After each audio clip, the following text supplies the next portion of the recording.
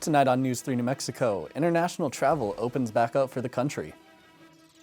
And what's the weather looking like this week? Find out my full weather forecast. Also, inflation sees a record increase in the country. News 3 New Mexico starts right now. This is News 3 New Mexico, your local source for news, sports, and first weather. Good evening and welcome to News 3 New Mexico. I'm Scott Hause. I am Olayinka Sodunke. Leading our coverage tonight, a vehicle caught fire in the middle of Clover's busiest intersection on Monday. Clover's firefighters arrived to the scene on Monday afternoon to find a 2016 Corvette engulfed in flames. The fire was put out after about 15 minutes. Authorities have not confirmed if the fire was as a result of a vehicle explosion. No injuries were reported in the blaze and the occupant of the car was not seen. Traffic was impacted for a few hours following the incidents. Now, there are now proposals to lift minimum pay for state government employees to $15 an hour for at least 1,200 public workers who make less than that here in New Mexico. Efforts have been made to increase bottom-tier state salaries and boost overall state government payroll for rank-and-file employees. Lead House budget negotiator Patricia Lundstrom said Monday that low pay is hurting the state recruitment and retention. The Democratic-backed $1.2 trillion infrastructure bill will bring New Mexico at least $3.7 billion in the coming years. This will pour billions of dollars into the state for road improvements and water projects.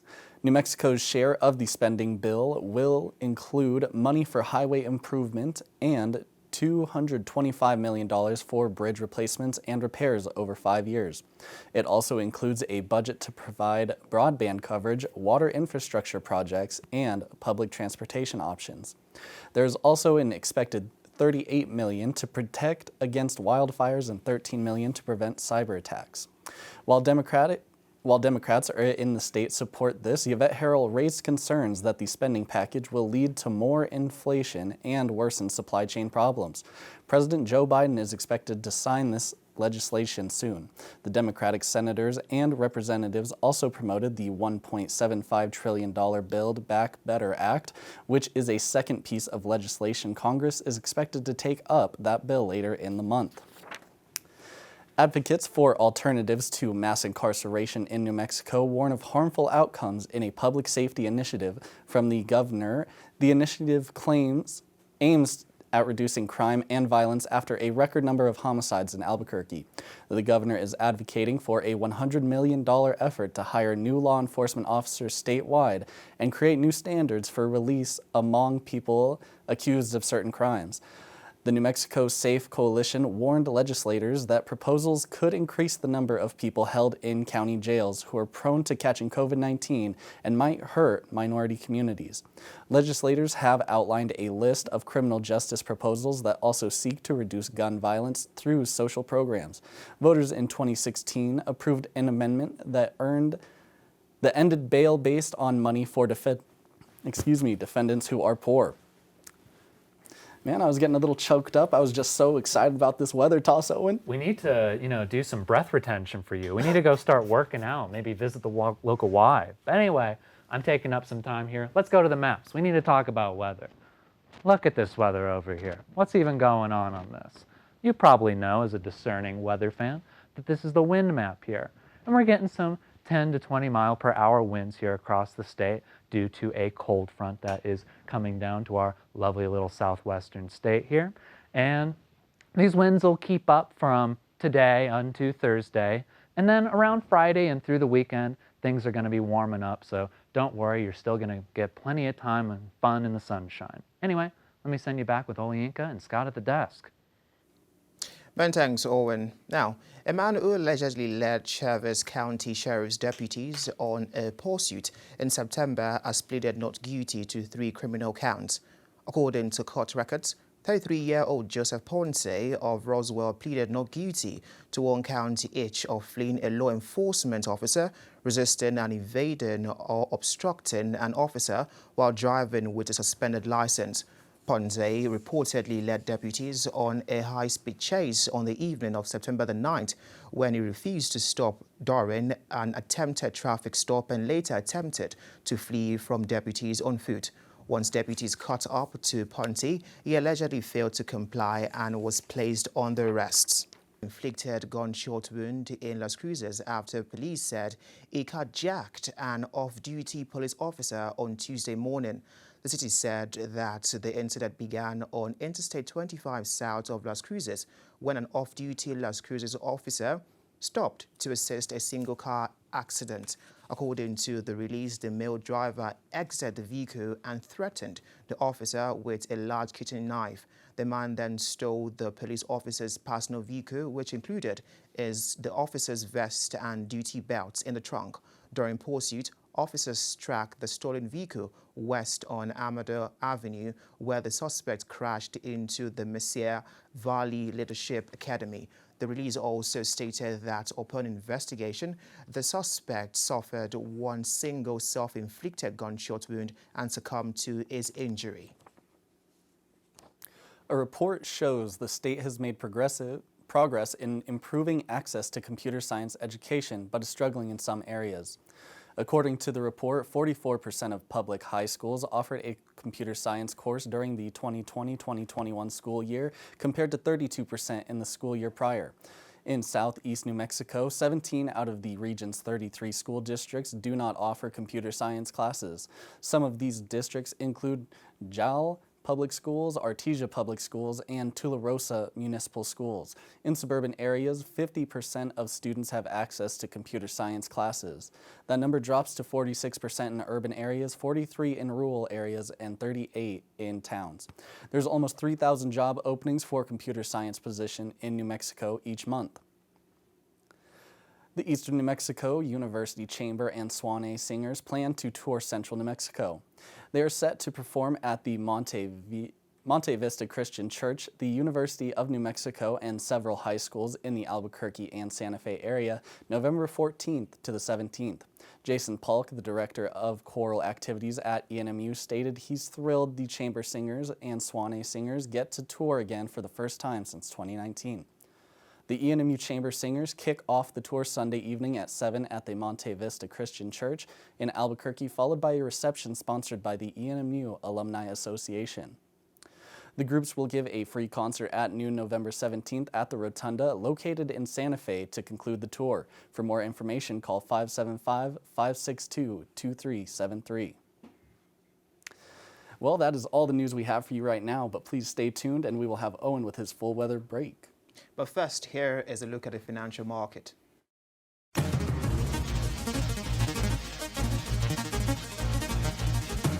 Welcome back, weather fans. Full weather report. I'm excited, but I just want to say you look great today. Anyway, what's also looking great? I don't know personally about the weather. I really like it when we're up in the 70s, but hey, that's fine by me. I'm seeing a 56 here up in Farmington. I'm seeing over there in Gallup a 55. I think I need reading glasses, folks. I'm really struggling over here.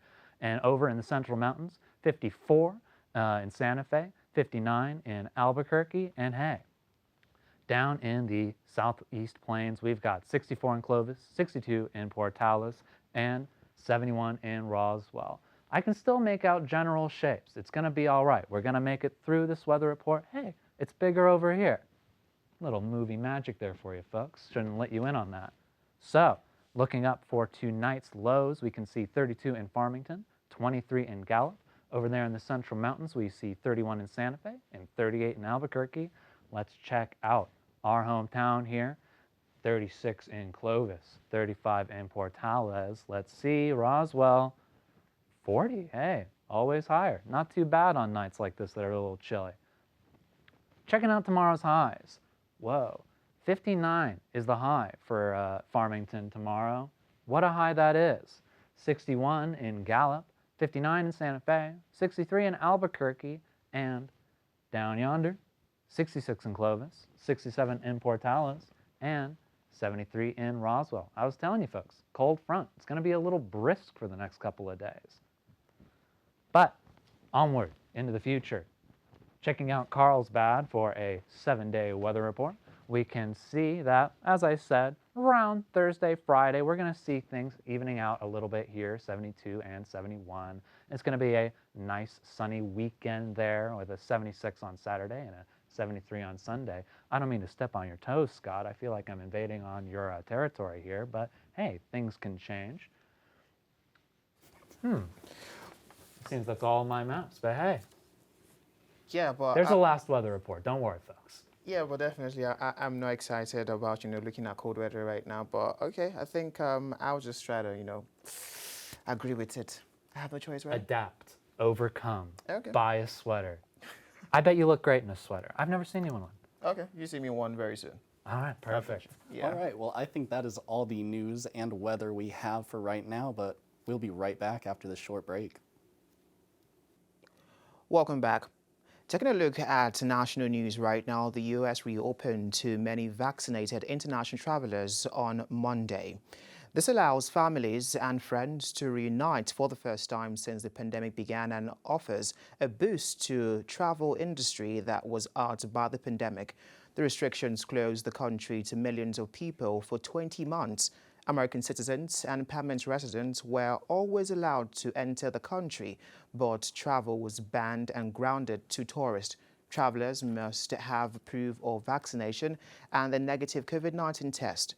The U.S. will accept travelers who have been fully vaccinated with any of the shots approved for emergency use by the World Health Organization, not just those ones in use in the U.S.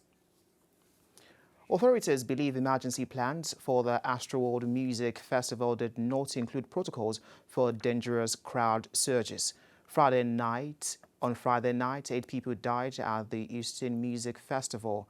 Hundreds of others were injured, including a 9-year-old boy. Attendants described panic in the crowd as fans pressed forward when rapper Travis Scott took to the stage.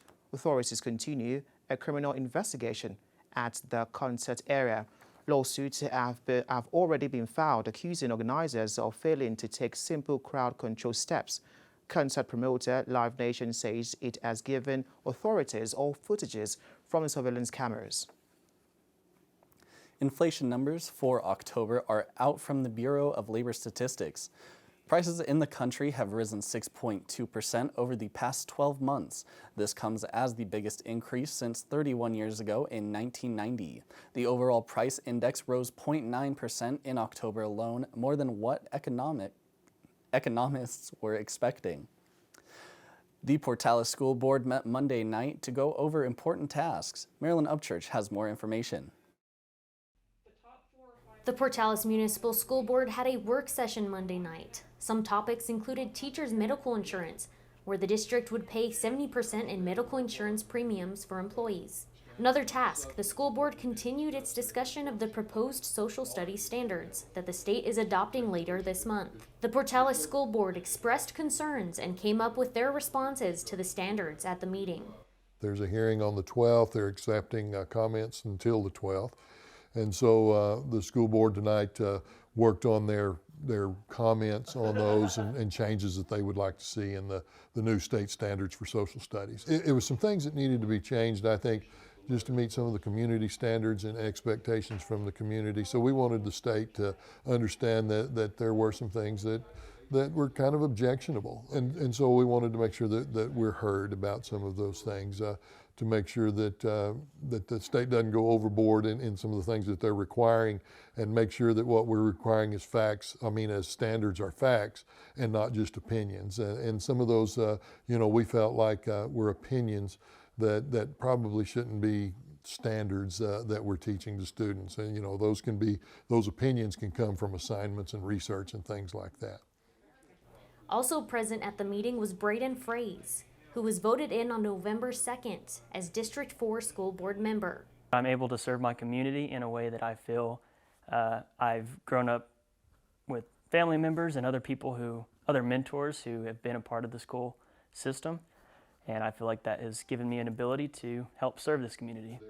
Other topics at the meeting included approving powerlifting as a competitive sport at Portales High, scheduling for school days, and a voluntary COVID surveillance system, allowing students with parents' approval to be tested regularly. The next meeting is December 16th. For News 3 New Mexico, I'm Marilyn Upchurch. That is all the news we have for you right now. But stay tuned because we have sport anchor Kiki with our report after this break. Welcome back to News 3 New Mexico. I'm Qitana Sapiga, and tonight I have updates for you for Eastern sports as well as pro sports. Let's start off with some updates in Eastern athletics. The KENW athletic department named Dr. Paul Weir as the new athletic director back in July. Dr. Weir has been working to make changes within the department. One of these changes has been recently announced. The Eastern New Mexico University Athletic Department has created a partnership with Peak Sports Management. Peak Sports Management is a company that specializes in collegiate services and event management. They focus on raising revenue, expanding Eastern New Mexico's market and media presence, and creating sponsorships. They also work to staff several of their team members at our athletic events. Some of the other schools that are also partnered with Peak Sports Management are West Texas A&M, Portland State, Florida A&M, Pittsburgh State, and Jacksonville State.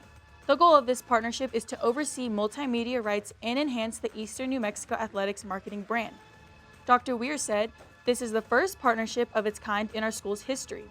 The opportunities it presents can be a real game changer for the student-athlete experience here at Eastern." From this point on, Peak Sports Management will manage all sponsorship inventory for KENW athletics. This includes venue signage, program advertising, digital and web content, game sponsorships, and special events. They will also manage all ticket sales.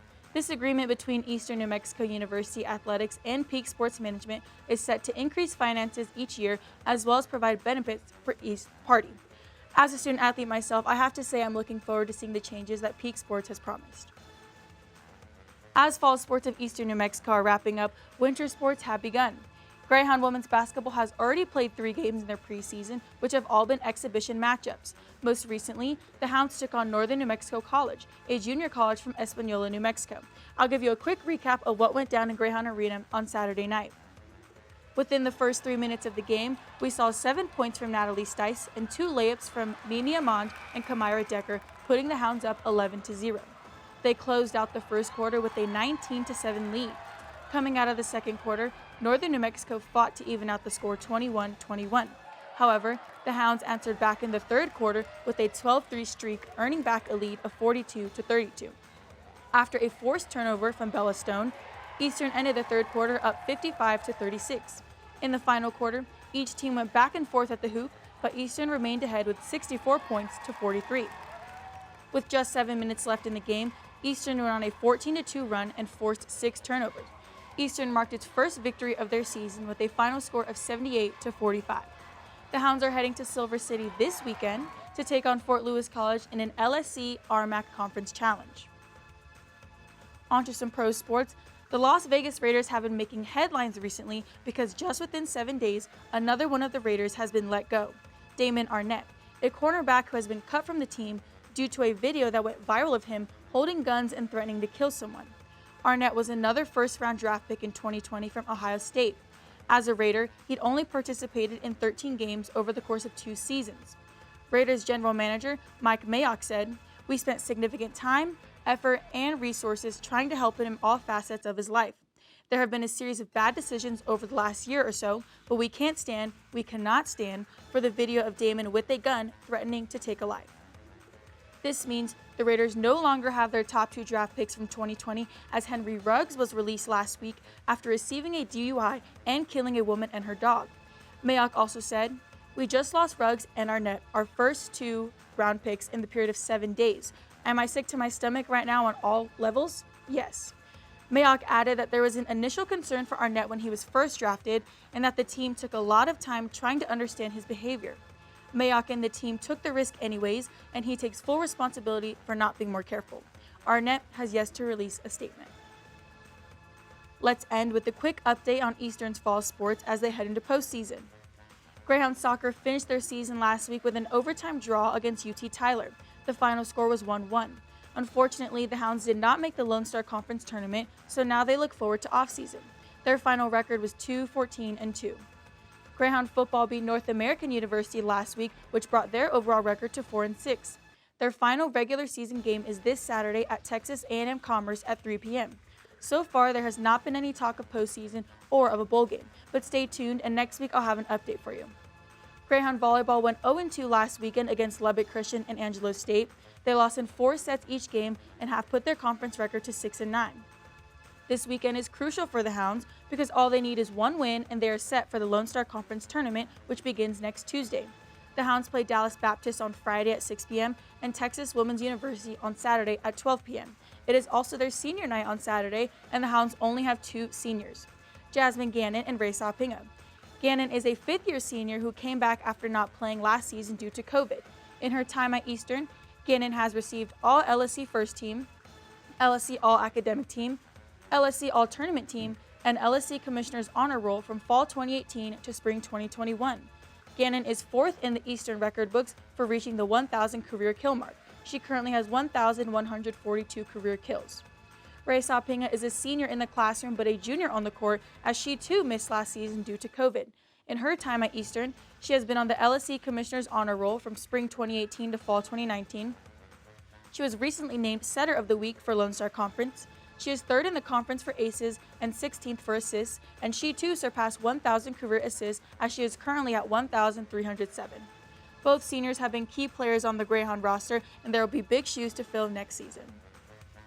That is all the sports updates I have for you tonight, but stay tuned and you'll be back at the desk with Scott and Olayinka after the break. Welcome back, weather fans. Just wanted to update you guys on what the situation is for Portales this week, as it's home base for us. So let me go ahead and get out of your way so we can look at these fine numbers here.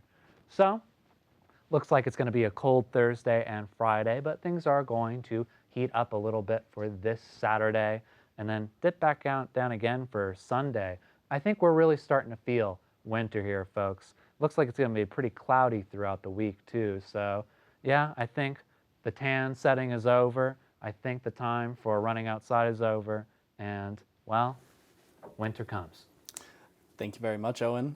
That is all the weather we have. Weather, news, and sports. We'll see you guys tomorrow or some other time next week. Thank you very much for joining us tonight, and have a great week.